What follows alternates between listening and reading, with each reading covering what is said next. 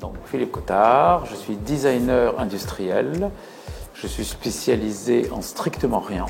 Donc j'ai mis 30 ans à me non spécialiser.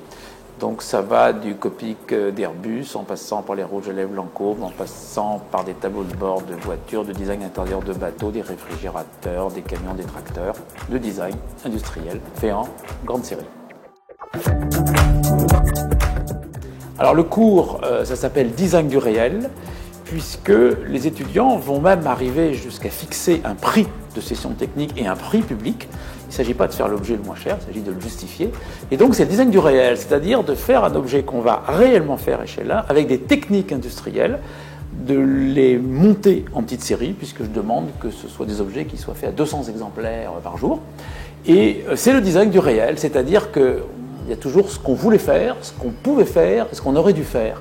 Et généralement, ce n'est pas la même chose, et c'est tout un jeu entre les trois qui va faire qu'on est élégant ou un petit peu plus brutal.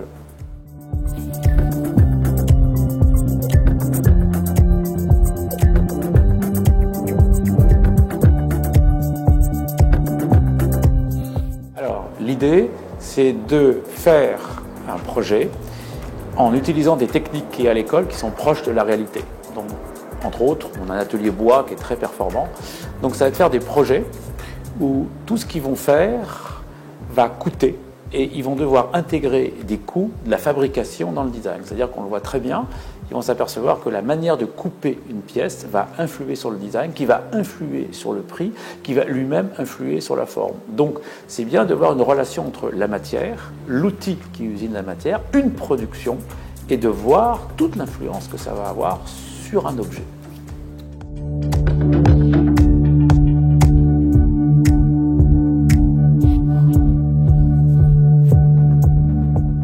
Ce que j'aimerais que les étudiants apprennent, c'est qu'il y a vraiment une relation entre la créativité, entre la matière, entre la fabrication et entre la conception. Si on veut faire le même projet en 10 exemplaires, 100, 1000 ou 10 000, il n'aura pas le même design. Si un projet est fait en bois, en métal ou en fibre de verre, même si c'est le même programme, il n'aura pas la même forme. Et si cet objet va devoir coûter 20, 50, 100 ou 1000 euros, il ne sera pas pareil. Donc il y a vraiment toute une relation entre matériaux, production, nombre de pièces et design. Et pour beaucoup d'étudiants, ils découvrent ça avec étonnement, du fait qu'il va falloir changer leur design en fonction du matériau. Et pour eux, c'est presque un aveu d'échec. Et je leur montre que non, pas du tout. Ça fait partie du travail. Le matériau va totalement influer sur la forme, sur le design et sur le prix. Et c'est ça tout le jeu qu'il y a à faire. Et en plus, il faut peut-être le faire à 9,99 €. Ça, c'est autre chose.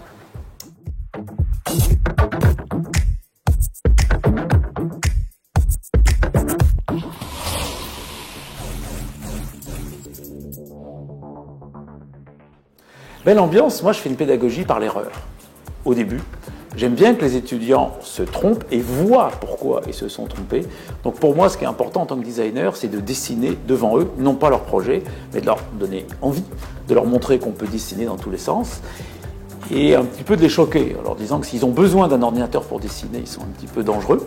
Ils ont besoin d'un papier et d'un crayon pour concevoir, après pour mettre au propre, pour calculer, pour faire des plans. Bien sûr qu'il faut de l'informatique, mais la conception, c'est un papier, un crayon, et malheureusement, dans la conception, il n'y a pas de péridurale, ça fait mal, et c'est normal.